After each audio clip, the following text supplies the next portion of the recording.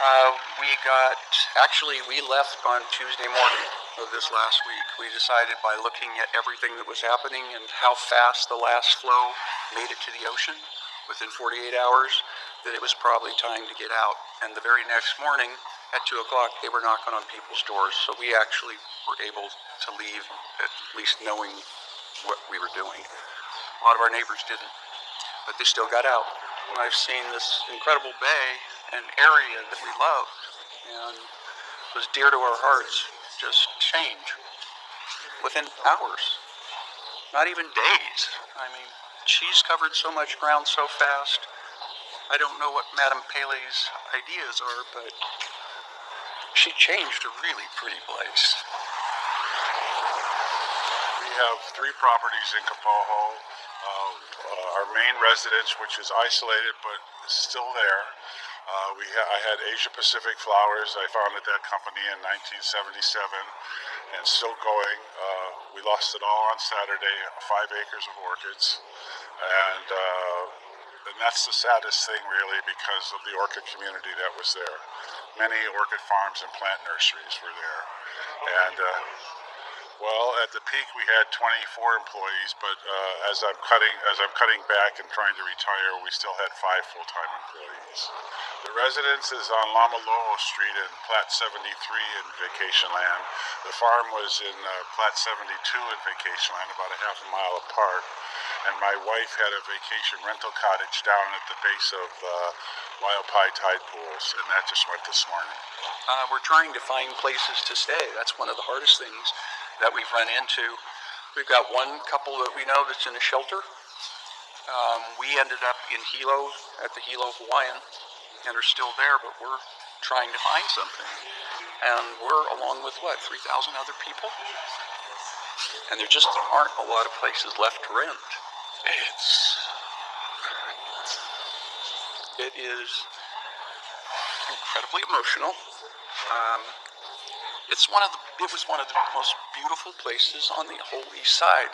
And now we've heard that the tide pools are gone too.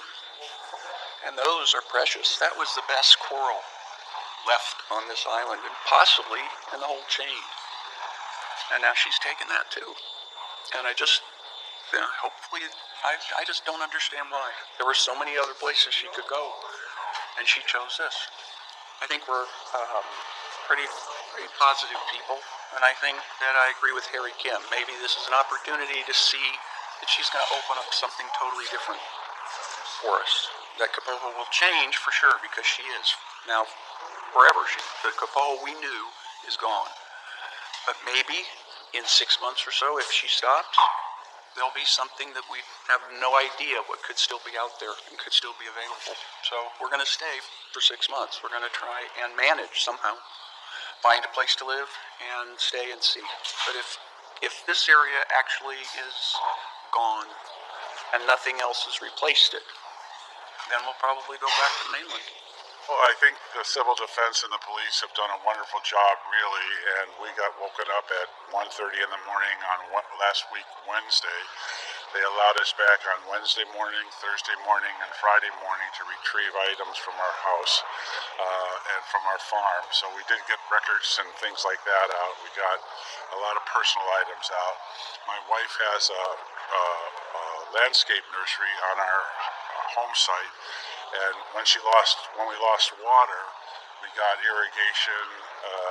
had irrigation problems, and so she started moving a lot of nursery plant stock away. So she was fortunate in the fact that she rented a bunch of big trucks and was able to get a lot of plant material out before we couldn't do it anymore. I lost everything. My orchid farm lost everything. I think just about everybody down there, that's what happened. We just didn't believe it would happen.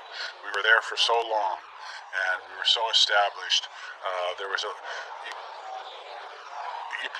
Hawaii probably lost half of the state's cut flower orchid production in 4 days, and a number of potted plant nurseries as well. I don't know, I was getting close to retirement age, and this sort of pushed me over. We're basically homeless right now. Luckily, we have friends. Our belongings are scattered in spare bedrooms around Puna, and we have our company vehicles, and we have our personal vehicles, and we have our animals out. So we're okay in that, on that level in terms of safety. But to lose so much so fast and being there for so long, it's just tough. It's just tough. They've said this is it. I mean, there are a lot of challenges living here, and a lot of reasons to stay. But this is something of incredible magnitude. I mean, you know you're living on the side of a volcano, and you've been able to go up and watch what's been going on. But now, even in 2014, when the lava came down into Kapoho, it was different. This is totally different. This change has occurred in such a short time. Supposedly, in how many days? Did more than Kapoho did in how many years? So we don't know what to do. We don't know if she's going to quit or if this is going to be the new volcano. You know, we're still on that north end, you know, and you just don't know. Hopefully it'll stay that way, because then you can possibly go back and see what happens. But so many people have lost everything. We know a friend of ours, a dear friend, who's been going to the farm lots for 30 plus years. Him and his wife have lost their farm lot and their vacation land home, both. But they're still optimistic. So I think that's part of Hawaii, is that you're resilient. It's just this time in particular, this is just so sad to see those things that were so beautiful going.